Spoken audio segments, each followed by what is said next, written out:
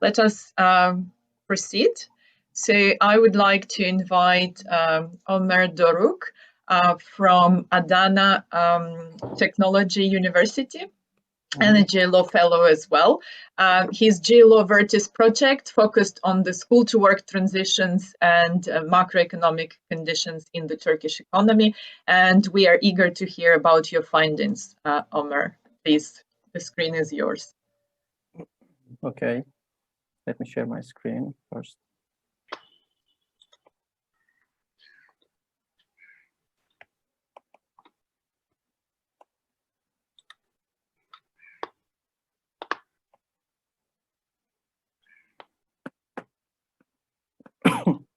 Hello, everyone. I'm going to talk about the effects of macroeconomic conditions on the school-to-work transition in a developing country, an important developing country, which is the Turkish economy. In the present study, we examined the school-to-work transition in Turkey over the period of 2014 and 2017 by using a monthly data set. As most emerging markets economies, the Turkish one faced a set of different macroeconomic conditions.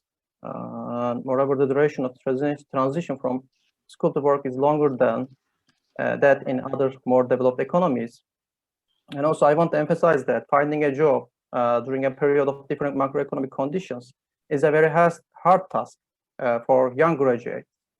And therefore, we use advanced panel data models to understand the effects of macroeconomic conditions on the school-to-work transitions in the given period. Our empirical analysis is based on longitudinal data sets, which covers more than 1,000 individuals who have at least 12 months of observation. And the data set contains observation covering more than 24 months for some individuals. And it is therefore very useful to cover the sample period to understand the effects of business cycles on the school-to-work transition in a developing in Turkish economy. And moreover, in the current literature, there are no data sets able to cover such a long period of the time of the school-to-work transition period in other MENA countries. In the current literature, the work of Manacorda in 2017 showed that the average time to find a job for young graduates is around 3.4 months in Asia-Pacific areas and 24.5 months in the MENA countries, okay, which is a very useful data set to understand the main mechanism between the macroeconomic dynamics and the school-to-work transition in the Turkish economy. And the minimum wage for individuals in my data set in our data set is 16, the maximum is 39, and the mean age is 22. In the current literature, schooling has a special place in the literature. We know a very famous paper of Becker puts that schooling and formal training may enhance the productivity capacity of individuals in terms of human capital. And also there has been a number of papers that examine the school-to-work transition in developed countries. And also for developing countries, there are micro and macro aspects that may have an influence on the school-to-work transition. In the micro side, gender disparity, educational quality, the role of social network have been emphasized. In macro side, institutional settings, labor market policies, income distribution play an important role for the school-to-work transition process in the current literature. On the as Francesco, in his very famous works, highlights, the youth labor market is the most sensitive to the business cycle due to the so-called last in, first out principle. Let me explain a little bit this principle. Young people incorporate less job-specific human capital. Second, they often do not have family, and therefore the cost of firing young people will be lower in terms of social cost. And also in the current literature, Khan finds that graduating from college in a bad economy has a long-run negative impacts on wages and also the school-to-work transition. I mean that the effect of business cycle has a negative effect. Is a negative on the school-to-work transition. Even if we are talking about developed countries, because the Khan's study covers the US economy during the business cycle, especially during the 2008 financial crisis and the post-crisis period. Another dimension of the current literature is also about the youth experience gap, which is emphasized also Francesco and his colleagues, and the authors emphasize that youth experience gap is the gap between young and adult workers, since the productivity of adult workers is greater than that of young workers, because the competencies that the firms needs it cannot be acquired in the classroom, and there is a significant gap between the adult workers and the young workers in terms of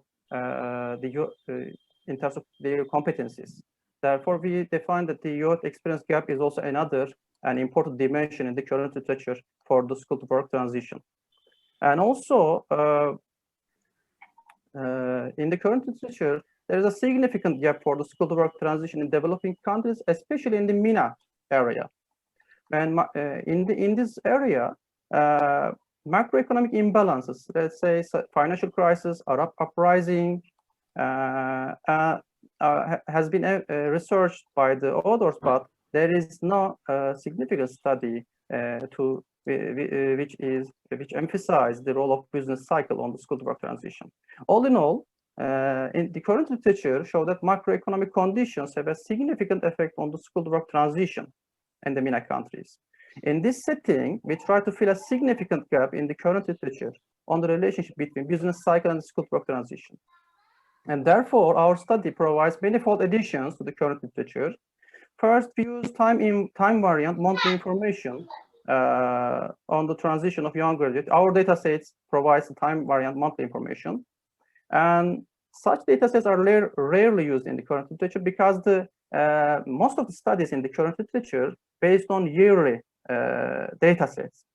And second, we also use time varying difference in difference fixed effect panel OLS model to examine the dynamics of the boom periods, which are occasionally seen in developing economies, on the school to work transition periods. We try to build and we try to establish a link between the boom periods and the school to work transition for the Turkish economy. Third, we use monthly average real wage for each young graduate who complete his or her transition to a job. And also we use Weibull hazard model to examine the effects of boom periods on the exit to a job of the school to work transition. Lastly, we try to assess the effects of a number of macroeconomic variables, such as a monthly industrial production, real sector confidence, interest rates, real effective exchange rates, and the credit expansion periods. Thanks to our monthly data set, we try to examine the linkage between those macroeconomic variables and the school to work transition in Turkish economy. Therefore, our hypothesis, our main hypothesis is that macroeconomic variables can have an important and significant effect on the school to work transition in the Turkish economy. Our first hypothesis is that the industrial production index shortens the school to work transition. We use the industrial production index, of which base year is 2005 for the Turkish economy, and which is the monthly indicator, and also is a good proxy of monthly economic performance in the Turkish economy. And our second hypothesis is that the real sector confidence index also shortens the school to work transition in Turkish economy. Our real sector business confidence index for Turkey, which is based is 2007 January, and is based on some questionnaire, some questionnaires which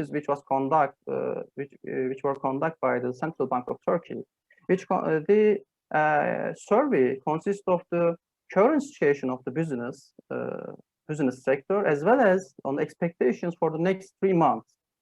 The real sector confidence index is therefore constructed by the central bank according to those questions about the current production, current employment decisions, and also next 3 months period outcomes or expectations about the business sector in the Turkish economy.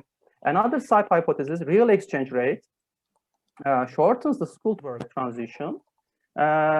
Real exchange rate is a good indicator of international competitiveness, especially for the emerging markets, because when you try to lower inflation rate with an increasing nominal exchange rate, this devaluing exchange rate triggers the export boom for the economy.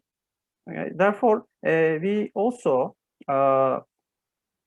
construct a link between the real exchange rate and skilled work transition, and we expect that the correlation is positive between the real exchange rate and the skilled work transition in the Turkish economy. And another and last sub-hypothesis is that real exchange rate, which shows the cost of debt for the business firms in the Turkish economy, has a negative effect on the skilled work transition in the Turkish economy.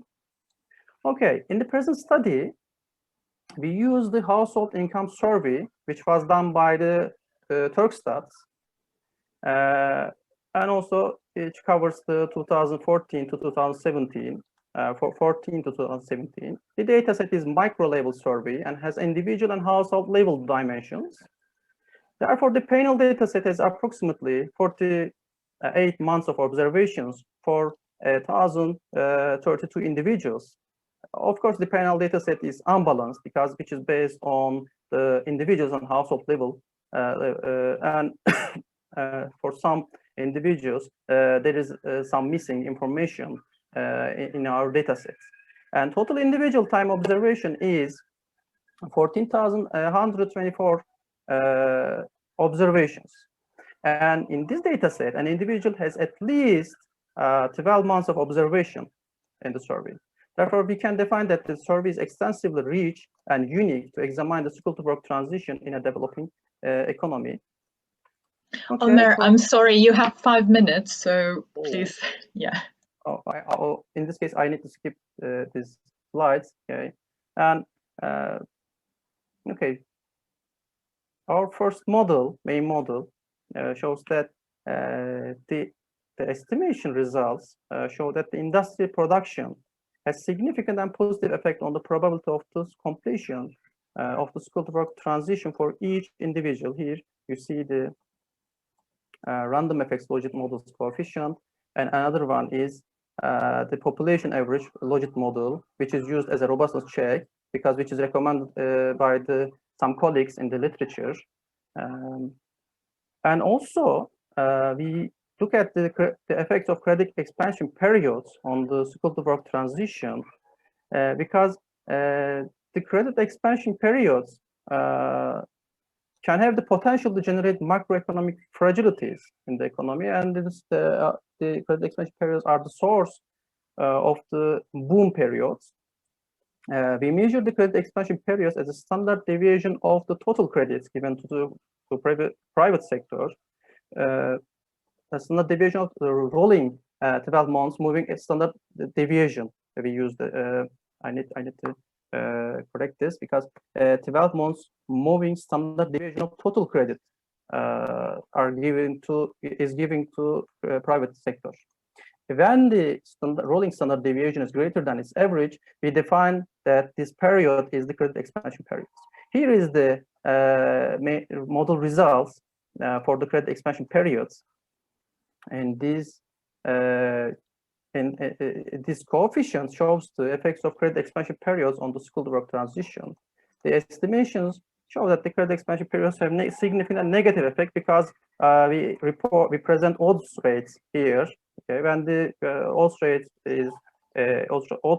is lower than 1, we see that there is a negative effect between the credit expansion period and the skilled work transition. We also look at the skilled work transition to white collar, blue collar, or agricultural occupations. We use ISCO 98 classifications for the occupational categories. And university graduates mainly get the first job as a professional white collar job, while the other graduates get their first job as service workers and shops and market sales jobs. Here is in this graph, here is the graph of those findings. In this graph, the employment of white collar or blue collar jobs of high school, associate degree, and undergraduate graduates can be seen according to these categories. Here you see other graduates here, and here in this graph you see vocational school, faculty, master, and PhD graduates, occupational categories for their first job. And we also estimate wage differentials to school-to-work transition. We use fixed effects panel OLS estimation. Since the female dummy is omitted in such regression, we estimate the main equation for the sample first, and then an estimate for male and female individuals separately. Here, RSCI, real sector confidence index, industrial production, real exchange rate, and interest rate. Those coefficients show our hypothesis, shows the variables of our hypothesis. The estimation results show that the macroeconomic variables have significant effect on the real wage of an individual who complete the school-to-work transition. Here, you see the real exchange rates and industrial production rates effects on the school-to-work transition is statistically significant here. Also, we look to macroeconomic. Ömer, it's 1 minute. Oh, sorry. I need to wrap up, but okay. We see also bloom periods have positive effect on the wage of an individual who gets the first job after graduation. There is also a positive effect on wage, according to our estimation results. We lastly estimate Weibull model. The model shows that university graduates find it harder than the other graduates to get a job after graduation. In addition, the hazard rate of female graduates is statistically insignificant as the age variable, vocational high school, and high school graduates. The expansion period increases the hazard rate to get a job right after the graduation in the current term. Here is the graphical representation of our findings from the Weibull regression. Here, the bold line shows the effects of boom periods on the school-to-work transition, the completion of school-to-work transition for young graduates, for a young graduate, and another dashed line shows the effects of bust periods on the school-to-work transition in the Turkish economy. As a conclusion, we examine the link between school-to-work transition and macroeconomic indicators by using a novel data set. And also, we find that macroeconomic conditions have a statistically significant effect on the school-to-work transition in the Turkish economy. In the Turkish economy context, the macroeconomic conditions cannot be neglected if one wants to understand the hardship that young people experience in that difficult period, which is the school-to-work transition for them. Also, the macroeconomic conditions have an important effect on entry wage for young graduates, and also we find that the boom periods have a positive effects on wage and they have negative effects on failure to complete the school-to-work transition. We also find that credit expansion periods have negative effect on the school-to-work transition. And lastly, most of young employees will find their job after the completion of their school-to-work transition process is employed at the white-collar job for university graduates and blue-collar service-related job for the other school graduates. Thank you for listening to me. Thank you, Ömer. Could you please exit screen sharing so we can see each other better? Okay, thank you very much. I don't see questions in the chat, so if you could please just unmute your mic and go ahead with your questions. Can I ask a question? Yes, please, Almas. Okay, thank you for your very interesting presentation. My question is, Turkey, like all other countries, it has regional variation and dependency on specific industries. And that influences basically school-to-work transition. Mm-hmm. Did you control for regional heterogeneity? Because Turkey is a very big country and it can have it can be a strong factor Okay, thank you. This was also the suggestion of Olena during the progress meeting, and I try to use the regional unemployment rate as a robustness check, but the problem is that the dataset has no information about the regional residency of individuals. Therefore, I cannot control the regional effects or unobservable regional things in my in our estimations. Okay. I have a question. Sorry. We have a question from Leslie, but she must have left. But she asks, there may be more students entering the job market in boom periods, so your estimates may underestimate the impact. And she's also concerned about the short time period. How much diversity is there over this time period?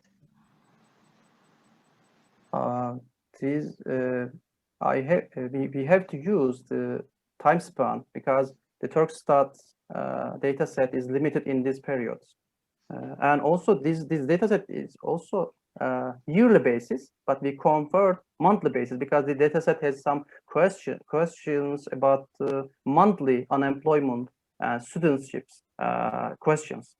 And therefore, we are also concerning about the time period, but we extend the time horizon of this data set because of that. Okay. Can I ask, because my question is sort of related to that. I mean, isn't it like students go to the job, well, students, graduates, like when you graduate, so there is like a bunch in the, you know, when they become available to look for a job, right?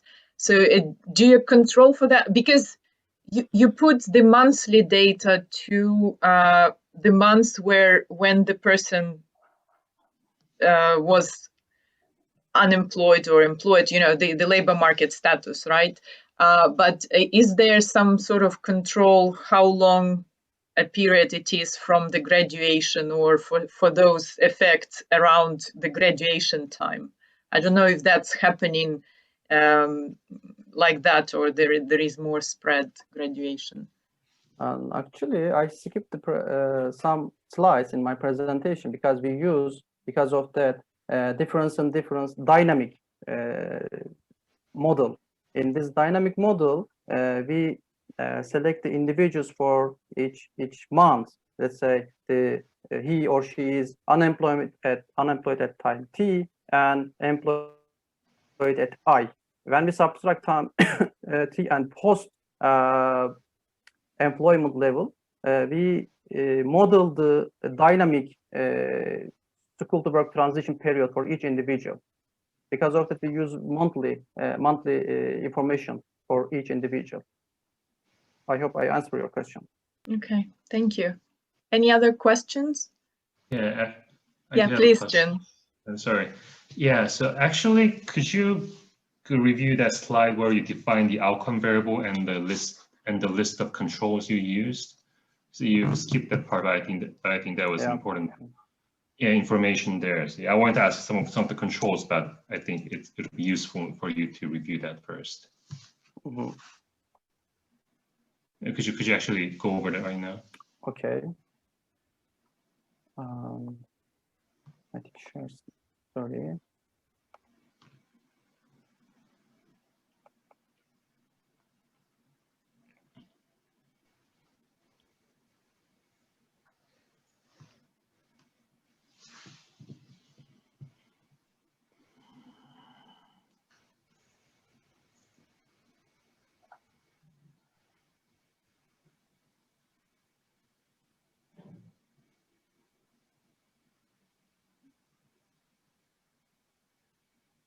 I think you're asking this, right?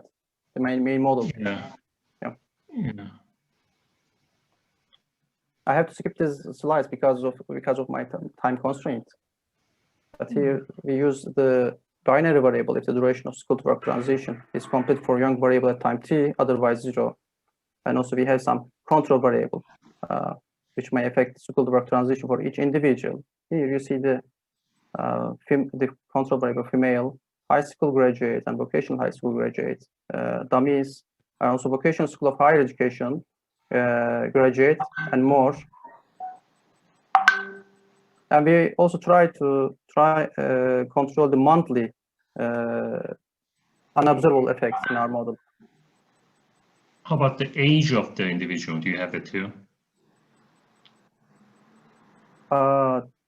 The age. Yeah, you said you have people at different ages, and I'm wondering if it starts from the moment they finish school, then people, and if it's like, say, vocational school or college or whatever, but if those are start at different ages, then they could be different people with different skill sets and other characteristics that also determine their wages. So it could be a confounder.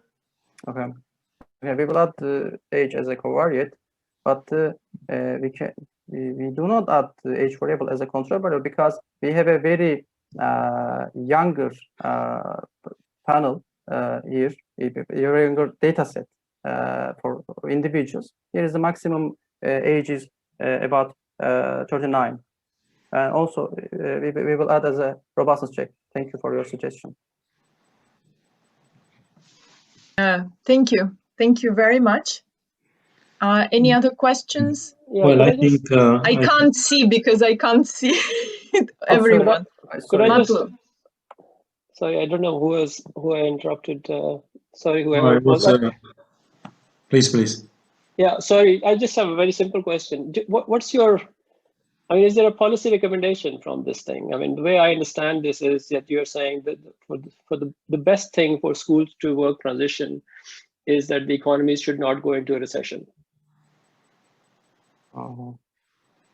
There is a hard question, I think, tough question, but maybe the government tries to think about some incentives for young graduates for getting a first job after the graduation. Maybe the government gets a period between their graduation and the finding first job. Maybe the government tries to design maybe a new incentive plan for that.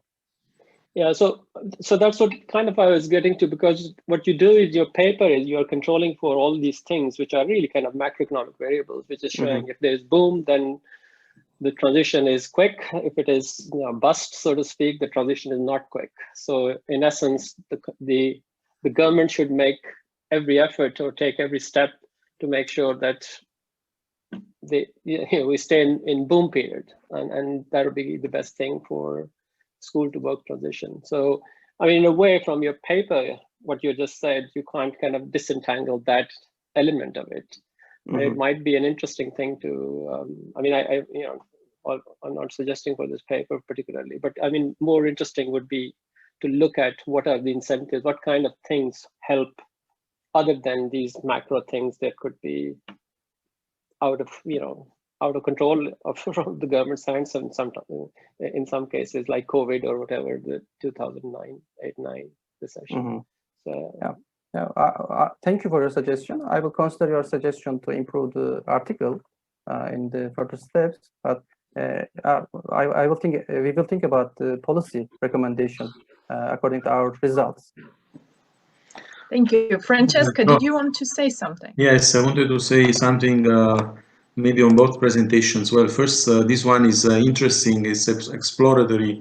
I think that also on the last question by Matlub, I totally agree. I think maybe in the Western literature or advanced countries, it's normal that we focus more on microeconomic factors, but probably I think that in the research question of Ömer, there is a different view which comes from developing countries, whereas the economy is much more unstable, much more risky. Everything is very very unstable. So he's trying to catch in some way how this is impacting on the life of individuals. I think this is an effort that is interesting. I consider the analysis exploratory because the data is there are very few observations for the country, which is big. 100 million people cannot be represented by 1,000, but still it gives you some sense of the fact that these young people in developing countries, especially in MENA region,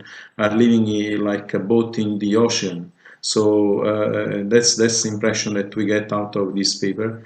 And I think that the policy implication may be that we should not think of solving the problem of school to work transition by increasing simply the flexibility in the labor market or by simply implementing active labor market policy alone, because this kind of policies may be less effective in countries where the macroeconomic situation is like that.